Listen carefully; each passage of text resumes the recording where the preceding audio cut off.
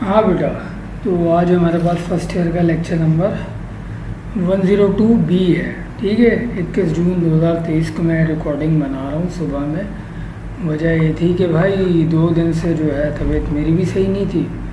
ठीक है, फीवर काफ़ी हाई चल रहा था, लेकिन बहरहाल ये है कि तुम लोग को नहीं अंदाज़ा था, तो तुम लोग ने जो है दिमाग की दही करके रख दी थी कि सर कब आएगा कब आएगा कब आएगा। मिल्क टीयर वाले कार्टून बन गए थे सब हैं। और चलो, मुझे अच्छा लगा एक चीज़ सुन के कि चलो अल्लाह का शुक्र है कि भाई एटलीस्ट वो लोग तो पढ़ने लगे कि जिनके टेस्टों में नंबर कम थे। ये मुझे बहुत अच्छा लगा देख के कि वो लोग बेचारे जिनके टेस्टों में नंबर बहुत कम कम आ रहे थे, तो वो भी मुझे मैसेज कर रहे हैं कि सर चैप्टर 3 के 4 सवाल तो बहुत इम्पोर्टेंट हैं, ये तो करवा दें। तो बेटा और बाकी रह क्या गया था चैप्टर 3 में? सिर्फ वो 4 ही तो रह गए थे, बाकी और क्या रह गया था? ठीक है, लेकिन मुझे अच्छा ये लगा कि वो बच्चे भी अब थोड़ा सा उनमें जुस्तजू आई पढ़ने की कि भाई इम्पोर्टेंट है तो कर लेना चाहिए। तो चलो भाई, बहुत अच्छी बात है। इम्पोर्टेंट के नाम से ही अगर तुम कर रहे हो तो कर लो। ठीक है, अभी तक जो मैं समझाता आ रहा था, तो तुम्हारे ना तो GT1 में अच्छे नंबर आए, ना GT2 में अच्छे नंबर आए, ना उससे पिछले किसी टेस्ट में अच्छे नंबर आए। तो मैं तो यही दुआ कर रहा हूँ कि तुम्हारे नंबर अच्छे हैं। ठीक है, तो तुम अगर मैसेज कर रहे हो, ठीक है, मैं तुम्हें डिग्रेड नहीं कर रहा किसी को भी कि भाई मैसेज नहीं करो, लेकिन ये भी देख लो कि सर के ऊपर अभी सेकेंड ईयर का बहुत ज़्यादा प्रेशर चल रहा था। ठीक है, 2 दिन पहले इनका पेपर हुआ, माशाल्लाह बच्चों का फीडबैक VIP वाला आया हुआ है, बेहतरीन फीडबैक है। ठीक है, सबका पेपर अच्छा हुआ है। तो बात यही है, उनका 1 दिन पहले यहाँ पे चांद रात वाले दिन GT हुआ था, और जो है 1 दिन तो बहुत दूर होता है, 1 घंटे के अंदर उन्हें रिज़ल्ट बना के दे दिया था पूरा। ठीक है, तो जाहिर सी बात है उसमें मेहनत बहुत ज़्यादा होती है। ठीक है, चलो बहरहाल बात कर लेते हैं लेक्चर नंबर 102 बी के बारे में, जिसमें क्या क्या रह गया था। क्वेश्चन नंबर 12 से लेके 15 तक रह गए थे एक्सरसाइज 3.1 के। ठीक है, इंशाल्लाह आज कवर करेंगे। उससे पहले एक छोटी सी कहानी सुन लो। ठीक है, कहानी में तुम्हें सुनाना चाहूँगा कुछ डायग्राम्स के हवाले से। ठीक है, ये लो भाई, ये मैंने डायग्राम इधर थोड़ा सा टाइम बचाने के लिए मैंने क्या किया, मैंने डायग्राम में बना के रख दी ताकि तुम लोग को एक्सप्लेन करता चलूँ आसानी से। अब मुझे ये बताओ, सबसे पहली जो फिगर है इसका नाम क्या है? ये है 4 साइडेड फिगर, इसको कहते हैं क्वाड्रिलेटरल। ठीक है, नंबर 2 पे parallelogram, number 3 rectangle, number 4 square, number 5 triangle. उसके आगे अभी नहीं जाना, फ़िलहाल ये 5 चीज़ें समझ लो। अब जो मैं कहानी सुना रहा था उसको ज़रा ध्यान से सुन लेना। पूरी सेकेंड ईयर में कोई भी नहीं सुनाने वाला तुम्हें, लेकिन बड़े काम की चीज़ है। सेकेंड ईयर इसी से ही निकलेगी, इसके अलावा नहीं हो पाएगी। ठीक है, तो होता क्या है, ये हैं दादाजी। ठीक है, क्वाड्रिलेटरल को मैं हमेशा कहता हूँ कि शेप्स के अंदर इनका नाम होता है दादाजी। ठीक है, दादाजी के यहाँ एक विलादत हुई तो पता लगा भाई जो दादा का जो बेटा हुआ ना, उसका नाम रख दिया पैरेललोग्राम। उसके अंदर खासियत क्या थी? उसके अंदर दादा वाली क्वालिटी थी, जो कि 4 साइडेड फिगर थे। ये भी 4 साइडेड फिगर है, लेकिन इसके अंदर एक ख़ास अपनी खासियत है। वो क्या है? इसकी दोनों अपोजिट साइडें आपस में पैरेलल होंगी। ये वाली 2 साइडें चेक कर लो, दोनों पैरेलल हैं। ये वाली 2 साइडें चेक कर लो, ये दोनों आपस में पैरेलल है। ठीक है, तो ये क्वालिटी, एक ख़ास क्वालिटी इसकी अपनी थी, इसका नाम रखा पैरेललोग्राम। पैरेललोग्राम साहब क्या एक विलादत हुई तो पता लगा भाई साहब इन्होंने क्या नाम रख दिया, इन्होंने नाम रख दिया रेक्टेंगल। रेक्टेंगल में पैरेललोग्राम की खुसूसियात थी कि अपोजिट साइड्स आर पैरेलल, और दादाजी की भी खुसूसियात थी, 4 साइडेड फिगर। साथ में इसकी अपनी भी एक खासियत है, every angle is at 90 degree. ठीक है, अब क्या हुआ, अपोजिट साइडें भी पैरेलल हैं, 4 साइडेड फिगर भी है, और चारों कोनों का एंगल 90 डिग्री भी बन रहा है। अब क्या हुआ, अब एक और भाई कहानी आती है सामने, एक और जो है नाम आता है सामने। वो क्या आता है? रेक्टेंगल साहब क्या कि भाई उन्होंने नाम रख दिया स्क्वायर। स्क्वायर के साथ क्या सलूक होता है? स्क्वायर के अंदर एक अपनी खास क्वालिटी है, बाकी इन तीनों की एक एक क्वालिटी लेके आ रहा है स्क्वायर। स्क्वायर की पहली क्वालिटी 4 साइडेड फिगर, स्क्वायर की दूसरी quality opposite sides are parallel, square की तीसरी क्वालिटी चारों कोनों का एंगल 90 डिग्री, स्क्वायर की चौथी क्वालिटी, फोर्थ क्वालिटी क्या है इसकी, ऑल साइड्स आर इक्वल। ठीक है, तो ये 4 चीज़ें अगर तुम्हें याद हो गई पूरी सेकेंड ईयर बड़े मज़े से कर जाओगे। ठीक है, अच्छा इसके बाद आता है ट्राइंगल का टॉपिक। ट्राइंगल के अंदर क्या होता है, ट्राइंगल में आ गया 3 साइडेड फिगर के ऊपर। अगर ट्राइंगल की कोई भी तीन साइड ही होती हैं, अगर तीनों साइडें बराबर हो जाएं ऐसे ट्राइंगल का नाम क्या होता है, इक्विलेटरल ट्राइंगल। अगर किसी ट्राइंगल में 2 साइडें बराबर हो जाएं, तीसरी बराबर ना हो, ऐसे ट्राइंगल को कहते हैं आइसोसेलेस ट्राइंगल। अगर किसी ट्राइंगल में 90 डिग्री बन जाए उसे कहते हैं राइट ट्राइंगल। ठीक है, या राइट एंगल ट्राइंगल। मैंने पिछले 2 साल पहले बच्चे को बताया भाई इस ट्राइंगल का नाम क्या है, राइट ट्राइंगल। बच्चा मेरे से सवाल कर रहा है सर फिर रॉन्ग ट्राइंगल क्या होगा। अब मैं उसको क्या जवाब दूँ बेचारे को। ये जब अगर उसकी 9 की मैट्रिक की बेस इतनी हिली हुई है कि वो राइट ट्राइंगल को समझ रहा है, 90 डिग्री के बजाय वो सर बोलना है राइट रॉन्ग वाला राइट, तो अब वो ये चीज़ समझ आ रहा मैं क्या बोलूँ उसे आगे। ठीक है, चलो मज़ीद आगे चलते हैं। 4 साइडेड फिगर पे आए हम वापस। हाँ, इस किस्म की शेप अक्सर तुमने कहीं देखी होगी। ठीक है, अक्सर वैन्स वगैरह को अगर तुम साइड पे से देखो ना, वैन जिसको वैगन भी कहते हैं बहुत सारे लोग, उनको, या एवरी देख लो, सुजुकी एवरी, उसका शेप भी ऐसा ही है। ये होता है ट्रेपेजियम, इसका दूसरा नाम होता है ट्रेपेजॉइड। ठीक है, ट्रेपेजॉइड या ट्रेपेजियम। क्या ट्रेपेजियम हमेशा इसी किस्म का होगा, कोई ज़रूरी नहीं है, ऐसा भी हो सकता है। ठीक है, अगर इसको कहते हैं आइसोसेलेस ट्रेपेजियम। आइसोसेलेस ट्रेपेजियम में क्या होगा, ये वाली 2 साइडें आपस में पैरेलल होंगी, लेकिन बाकी की 2 साइडें नॉन पैरेलल आ रही होंगी तुम्हारे पास। ठीक है, आइसोसेलेस ट्रेपेजियम और सिंपल ट्रेपेजियम ये चीज़ें होती हैं। इसको आमतौर पे अगर उल्टा कर दो इस डायग्राम को तो तुम्हें कश्ती नुमा एक चीज़ नज़र आएगी, और अगर तुम ऐसे ही देख रहे हो तो कायदे आज़म की टोपी भी बोलते हैं इसको। ठीक है, आइसोसेलेस ट्रेपेजियम को।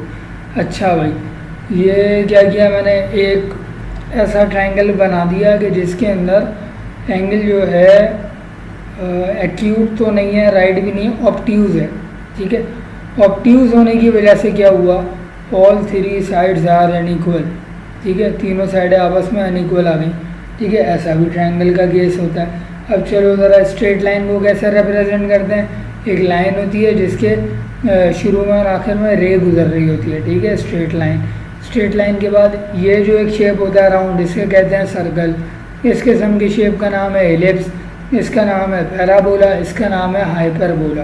ठीक है, हाइपरबोला कंप्लीट होता है दोनों कर्व समेत। ठीक है, और ये क्या है, इस शेप को कहते हैं क्यूब या क्यूबॉइड। ठीक है, बात समझ आ गई होगी। ठीक है, अभी तक तो मैं सिर्फ रिवीजन दे रहा हूँ तुम्हें थोड़ा सा, इसके बाद अभी चलूँगा, आज की क्लास को लेके चलूँगा, और जो 4 सवाल हैं उनकी कहानी सुनाऊँगा कि उन 4 सवाल में है क्या सीन बेसिकली। ठीक है, मिड पॉइंट का फॉर्मूला उम्मीद है याद हो गया होगा पब्लिक को। ठीक है, जिस गधे ने अभी तक याद नहीं किया तो बेटा याद कर लो। ठीक है, हाँ गधा बोलूँगा फिर मैं उस बच्चे को कि जो मुझे मैसेज भी कर रहे हैं कि सर करवा दें और अभी तक उसे फॉर्मूला नहीं याद। ठीक है, उससे बड़ा तो फिर गधा कोई नहीं होगा कि भाई वो दूसरे को तंग भी करे और जो खुद तैयारी भी नहीं करे। ठीक है, तो बड़ा मासूम जानवर होता है गधा। ठीक है, हाँ वो उसको समझता है कि बस दुनिया लोड उठा रही है, बराबर वाला गधा लोड उठा रहा है तो बस चल रहा है काम, उसे पता नहीं लग रहा हो तो उसके ऊपर भी लोड आ रहा है। बहरहाल करना क्या था वो सुन लो। मिड पॉइंट का फॉर्मूला होता है x1 + x2 upon 2 comma y1 + y2 upon 2। अगर आप कोई भी कोऑर्डिनेट निकाल लो x, y और वो मिड पॉइंट के पॉइंट्स हैं तो ठीक है। अब चलते हैं आगे, अगले केस में मैं बात करने जा रहा हूँ डिवीजन पॉइंट की। डिवीजन पॉइंट का फॉर्मूला सबको याद होगा, m1x2 + m2x1 upon m1 + m2 comma m1y2 + m2y1 upon m1 + m2। Division point का एक और नाम होता है, इसको कहते हैं रेशो थ्योरम। ठीक है, डिवीजन पॉइंट भी कहते हैं और रेशो थ्योरम भी कहते हैं। सेकेंड ईयर में कई जगह तुम्हें इसका नाम दिखेगा रेशो थ्योरम के नाम से, तुम्हें लगाना यही वाला फॉर्मूला है वहाँ पर भी। ठीक है, और सेकेंड ईयर में यह टॉपिक कोई भी चेंज नहीं हुए में। ये जो पूरी सेकेंड ईयर की पुरानी बुक थी एज इट इज़ है, साथ में इजाफी 3 चैप्टर इजाफी बढ़ा दिए उन्होंने, ठीक है। तो टेंशन नहीं लो, सेकेंड ईयर में जो है तुम लोग का क्या है कि पुरानी बुक तो एज इट इज़ आ रही है। अच्छा भाई, अब ज़रा डिवीज़न पॉइंट और मिड पॉइंट की थोड़ा सा मवाजना कर लेते हैं। डिवीज़न पॉइंट वो पॉइंट होता है कि जो दो पॉइंट्स को किसी जगह पे डिवाइड करे किसी ख़ास रेशो में। फॉर एग्जांपल पी और आर का एक जॉइंट था जिसको क्यू ने आके डिवाइड कर दिया। क्यू ने डिवाइड किस रेशो में किया? पी से आर की तरफ जाते हुए 3:2 में। अब देखो मैंने डायरेक्शन का नाम क्यों लिया, पी से आर की तरफ जाते हुए रेशो क्या बना? 3:2। और अगर मैं उल्टा पूछूं तुमसे, आर से पी की तरफ आते हुए रेशो बताओ, तो तुम क्या बताओगे? Division point which divides the join of R to P, R and P is 2:3। समझे? डायरेक्शन का इतना फ़र्क आ जाता है कि अगर डायरेक्शन आर से पी चल रही है तो M1 2 हो जाएगा और M2 जो है वो 3 हो जाएगा, ठीक है। और अगर पी से आर जा रहे हो तो पहला वाला M1 है, दूसरा वाला M2 है, वहाँ से आते हुए ये M1 ये M2 हो जाएगा। ये चीज़ समझा दी। अगर ऐसा हो जाए कि ये 3 है और ये भी 3 हो जाए, फिर सर वो तो मिड पॉइंट बन जाएगा। कैसे पता भाई? 3:3 को, 9:9 को, 5:5 को क्या पढ़ते हैं?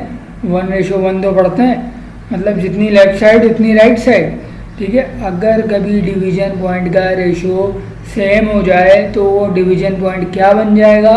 MCQ बन जाएगा मेरे भाई, बोलो, ठीक है।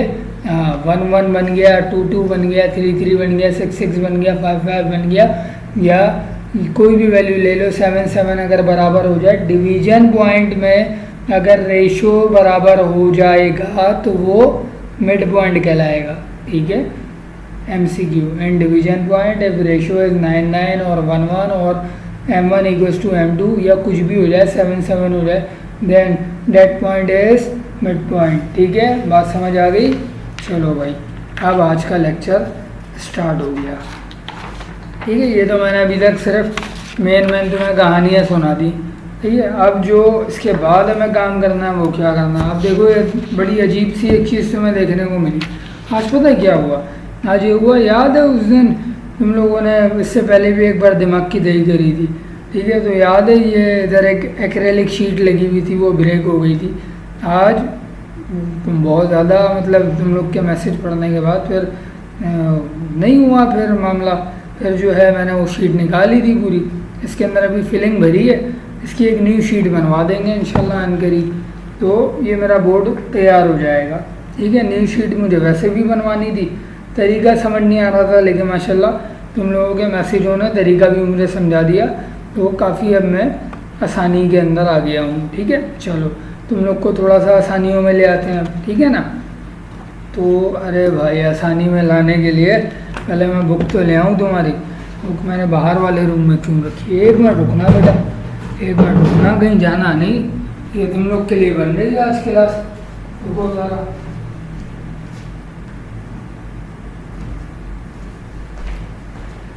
हाँ। तो बच्चे बेचारे इतने फिक्रमंद हुए हुए, इतने परेशान हुए हुए कि सर हम क्या करेंगे, हम क्या करेंगे। तो बेटा तुम्हें मैंने वेक्टर की ना सिर्फ इन 4 सवाल के अलावा सारे सवाल करवा दिए, ठीक है। तुम्हें वेक्टर के अलावा बाकी 10 चैप्टर और भी हैं, वो भी करवा चुका हूँ मैं सारे के सारे, ठीक है। चैप्टर 9 रह गया ना, आज शुरू हो जाएगा, ठीक है। तो बहुत सारी चीज़ें हैं जो तुम्हें समझ में आ जाएंगी। तो बात यह है कि परेशान नहीं हो, और पेपर तुम्हारा अभी आज वाली क्लास के बाद इंशाल्लाह 100 मार्क्स का हो जाएगा। अभी तक 97-98 मार्क्स का हो रहा है ना तुमसे अटैम्प्ट। अभी भी बहुत सारे बच्चे अगर चॉइस का सही इस्तेमाल कर रहे हैं तो उनसे 100 मार्क्स की अटैम्प्ट हो रही है, ठीक है। लेकिन चलो, हम क्यों चॉइस के आसरे में रहें, ठीक है। हम तो सीरीज से सारे सवाल अटैम्प्ट करने जा रहे हैं, ठीक है। तो फिर जो है चॉइस भले आए या ना आए, कोई फ़र्क नहीं पड़ना चाहिए। तो उस हिसाब से मैं तुम्हें भी करवा देता हूँ सारी चीज़ें, टेंशन क्यों ले रहे हो, ठीक है। 3.1 ये रही भाई तुम्हारी किताब को पहले सबसे मैं दिखाना चाहूँगा तुम्हें। एक्सरसाइज 3.1, ठीक है ना। क्वेश्चन नंबर 11 तक तो हो चुका है, 12, 13, 14, 15 ये 4 सवाल अभी करने हैं। क्वेश्चन नंबर 12 के अंदर 4 पार्ट दिए हैं, 13, 14, 15 सिंगल सिंगल क्वेश्चन है। ये बेसिकली 4 और 3 7 सवाल हो गए। ये 7 सवाल क्या हैं? ये 7 सवाल नहीं है बेटा, ये 7 सवाल जो मैंने रुकवाए थे, मतलब 4 क्वेश्चन जो मैंने रुकवाए थे, टोटल अगर देखो तो ये 7 क्वेश्चन बनते हैं। ये 7 क्वेश्चन नहीं है, ये 7 पार्ट एक तरफ रखो और पूरा चैप्टर 3 दूसरी तरफ रखो। ये 7 पार्ट पूरे चैप्टर 3 पे भारी हैं, ऐसे चैप्टर हैं ये। इन 7 सवालों को मैं अलग नाम देता हूँ, इन्हें मैं चैप्टर कहता हूँ पूरा, ठीक है। ये पूरी सेकेंड ईयर का चैप्टर नंबर 2 है, ठीक है। जो चैप्टर 2 जब तुम पढ़ोगे सेकेंड ईयर के अंदर तो पूरा चैप्टर है ये, जिसके 7 सवाल उठा के उन्होंने यहाँ दे दिए फर्स्ट ईयर के वेक्टर के अंदर। तो हाँ, मैंने किताब क्यों रखी थी सामने, क्वेश्चन पढ़ लो ज़रा जल्दी से।